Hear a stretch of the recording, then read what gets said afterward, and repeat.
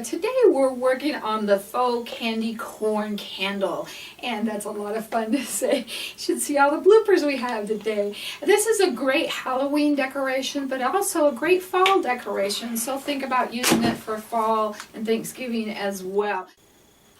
We're going to start out with a styrofoam comb, and the one I have is about 7 inches tall, but you could do it just as big or little as you want it. There is no right or wrong, and you can find them at your local craft store where you can pick them up. If you're having a hard time, give me an email and I probably have a few that I could sell you.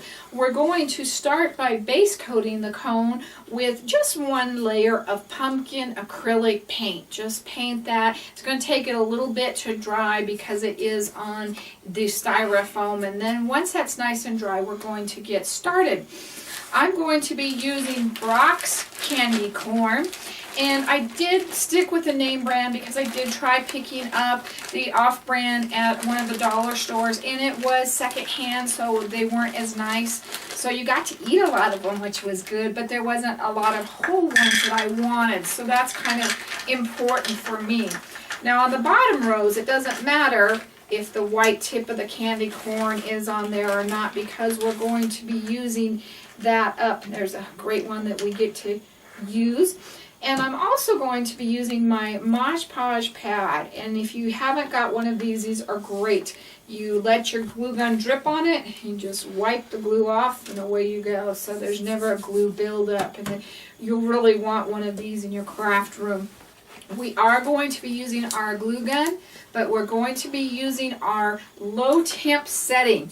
That is real important because a high temp is going to melt your styrofoam. You don't use a high temp glue gun on a styrofoam. So I'm just going to start, and you want to just put it right where the candy corn is going to go. You don't want to put it much more than that, and you want to make it flush with the bottom so that it stands up straight.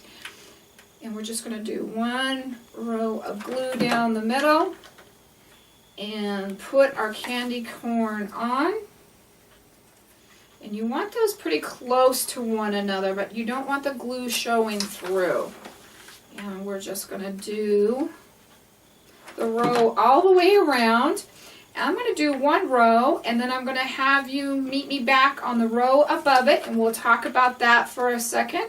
So let's go ahead and meet you on the other side. I've almost gone all the way around, and I have a pretty big space, and some of the thinner ones wouldn't fit in there quite as well, and there are fatter ones, so I'm going to use that fatter one, and I'm going to put a little bit of space on each side. If it was a bigger space than that, I would take my scissors and knife and cut the candy corn right down and turn it sideways and put it in. So now that we have that done, we're going to come up and we're going to go in between every one of these now. But what we're going to do is see where the candy corn lays. That's the only part that we need to glue. All of that other would be wasted glue if you set it there. And we're just covering up, coming over the top of those candy corns. And it's going to be smaller each row, so you're not going to be able to do every other one all of the time. So if they get closer together and you're not doing in between each one, that's okay. Just put them next to each other. That's not a big deal at all. But we're just going to continue, and we're going to do this all the way around several rows now and work all the way up to the top. So I'm going to go ahead and finish this up, and I'll meet you when we get closer to the top.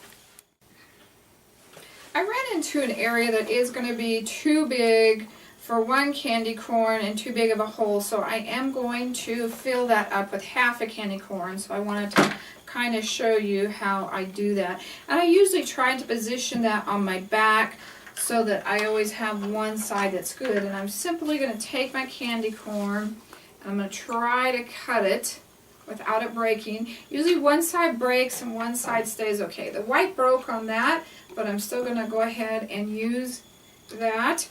And I'm just going to glue it right in that slot right there. Just like that.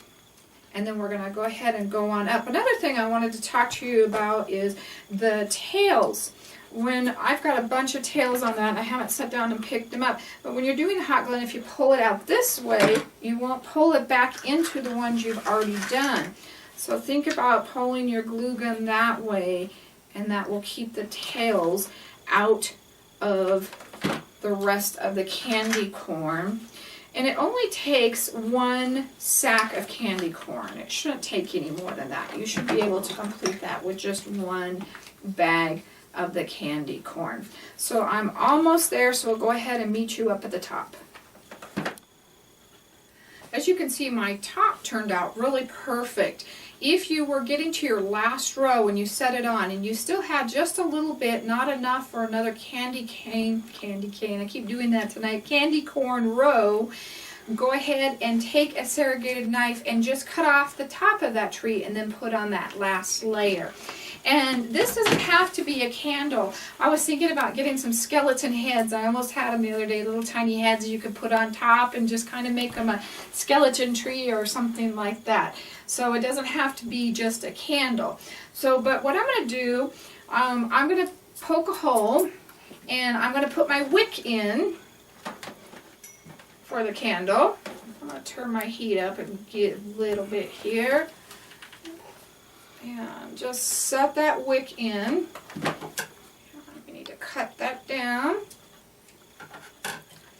And then I'm just going to take my glue gun and I am going to go all the way around it just to kind of give it a waxy layer or look on top of that, so it looks more like a candle if you wanted to make it a candle instead of a tree, a Halloween tree.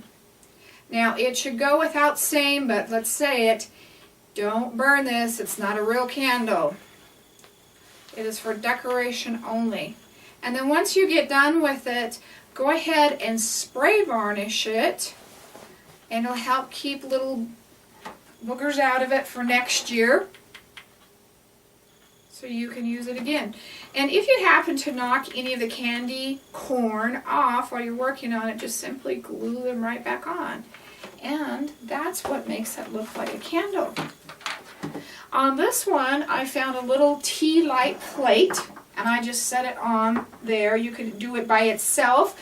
I like to do in layers, so I'll probably put another one up on top here, so I have a different layer. And all I did was set that on a glass candle holder, and I glued a little bow on it with a little skeleton, and then I'm going to E6000 that on so that will stay just like that, and we'll have the different heights. I love the different heights. So I use a lot of different glass things like that, different glass items from the dollar store, and just build on those and see how they work well for you, and then you get your different layers, and it gives you a lot of fun festive feel for the Halloween or the fall holidays. Don't forget, if you do it like this, you could use it for Thanksgiving as well. I think I mentioned that, but we'll mention it again. If you have any questions about anything we did, please email me at art@miriamjoy.com. If you liked it, please give us a thumbs up and share our video so we can reach more people. Thank you. God bless.